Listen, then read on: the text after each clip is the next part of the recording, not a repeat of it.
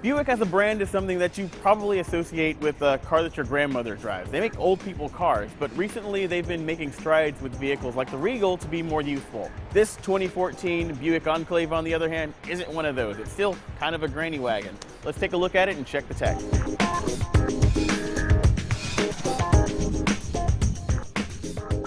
Now, it's going to separate this Buick from something that's wearing, say, a Chevrolet or GMC badge. It's going to be chrome. Lots and lots of chrome. We've got this big old grille up here. We've got optional 19-inch chrome wheels, and like every other Buick model in the lineup, we've got this sort of chrome porthole thing happening on the hood, sort of indicating power, but I mean, this isn't a particularly powerful vehicle. It's a big, doughy 7-passenger SUV, but if you want to fit people in there with plenty of space, this is kind of the body style that you're stuck with. Now, one of the nicer features of this top-tier premium model are going to be these HID headlamps.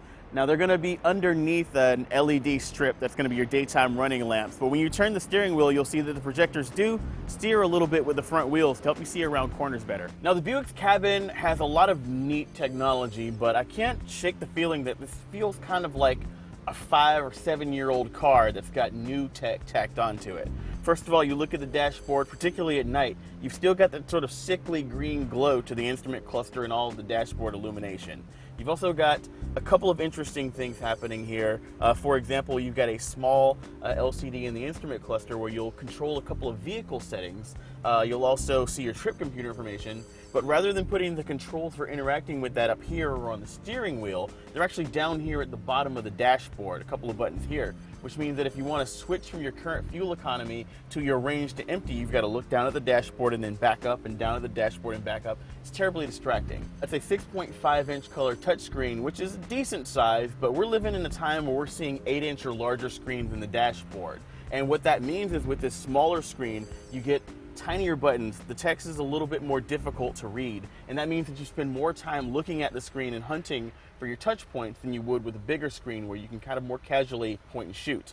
The interesting thing about this touchscreen also is it's not as responsive as I'd like it to be. If you're used to using a touchscreen tablet or a smartphone where you just kind of casually touch your buttons, you're going to be disappointed to find that you're going to have to really get into it with this thing in order to get it to respond to your touches. Now, what you're going to get for your trouble with the IntelliLink system is a hard drive-based navigation system. That's pretty good. It's got traffic that comes down from Sirius XM via their nav traffic system, and it'll even give you updates on upcoming traffic jams as you drive down the highway. The problem with that is that it kind of pops up every 5 minutes, even once you've confirmed that you know the traffic is there and this is the route that you want to go down. So if you get tired of it saying traffic in 30 miles, traffic in 25 miles, you're just going to end up turning the system off, and then you don't get any benefit at all. You've also got a pretty decent suite of audio options. That's going to include a DVD player in the dashboard for this that also accepts CDs. You've got MP3 playback via an iPod or a USB storage device from a USB port, which is weirdly located up here at the top of the dashboard in a cubby hole instead of down here or in the center console where you can reach it easily. You've also got Bluetooth for hands-free calling and audio streaming, and if you've got a compatible Bluetooth phone synced to it, when you get a text message, it will pop up on the screen and give you the option to tap one button and have that message read aloud to you. And then you can fire back a canned response. And if you've got a compatible smartphone paired with the Pandora app on it, you've also got Pandora controls in the dashboard, so you can access those custom stations with thumbs up and thumbs down controls. Now, at our premium trim level, a lot, if not all of the safety tech is just going to be rolled in. So we're going to have a forward collision warning, which is going to let you know if you're approaching a vehicle ahead too quickly and a collision's imminent. It'll flash a little red light on the dashboard at you and let you know to get on those brakes before you run into somebody. You've also got blind spot monitoring with rear cross traffic alert. So if there's a car in your blind spot at highway speeds, you get a little red light. And if you put your turn signal on, it'll beep to let you know someone's there. And if you're backing out of a parking spot and a car's coming across traffic, it'll sound a little alert to let you know to keep your eyes up and watch for those vehicles coming. We've also got a standard rear view camera at this trim level that does have the trajectory lines that move with the steering wheel when you're reversing, and there's a rear proximity sensor to let you know as you're approaching a vehicle or a person or pet with an audible alert. Now, underneath the Enclave's really short hood, there's not a lot to see because there's a lot of plastic cladding here. And that's going to be part of this automaker's sound deadening technology, which we're going to talk about in a little bit. But if you just yank that off, you'll find somewhere underneath all of this hosing and tubing, their 3.6 liter V6 engine. Now this direct injected engine is going to get you 288 horsepower and 270 pound-feet of torque. It's also the only engine option available for this vehicle. Now, 288 horsepower sounds like a lot, but not for a vehicle of this size, a big 7-passenger vehicle. It's just going to give you decent acceleration and pretty good fuel economy. That power is going to exit the engine via a single option automatic transmission with 7 speeds, but you do get a choice between drivetrains. You can either get the Enclave as a front-wheel drive vehicle, or for 2,000 extra bucks, you can get it as an all-wheel drive like this example with their StabiliTrak technology. Fuel economy is going to be decent at about 16 miles per gallon city, 22 highway. I'm averaging about 20, but I'm doing a lot of highway driving during my testing. Now, when you settle in behind the wheel of the Buick Enclave and take it for a spin, you immediately realize that maybe technology and gee-whiz gadgetry isn't exactly the object of the game here. What Buick is trying to do is give you a car that is very comfortable, that'll get people where they're going with minimum fuss. And this car does a pretty good job of that.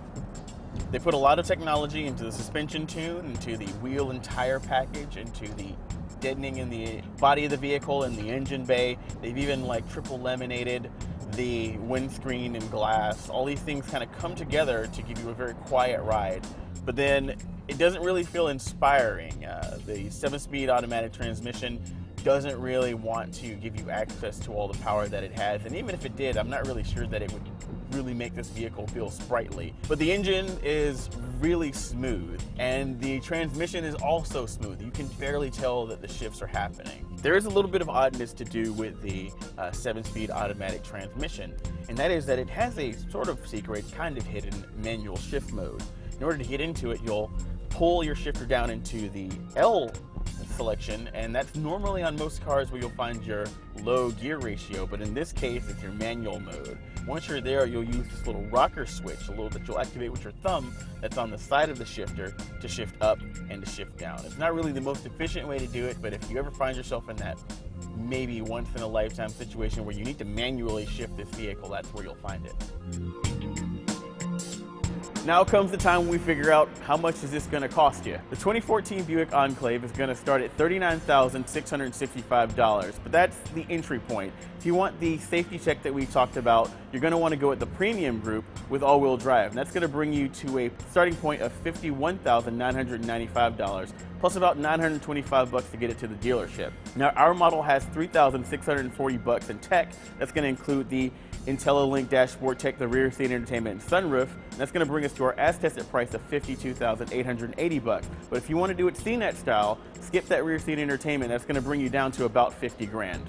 Even fully loaded up like this, the 2014 Buick Enclave isn't a tech powerhouse, but it's got pretty good safety tech and a decent amount of dashboard technology. It's kind of a vehicle for people who want to get from point A to point B, but aren't necessarily in a rush to get there. They want to get there 5 to 7 passengers there as comfortably and as quietly as possible.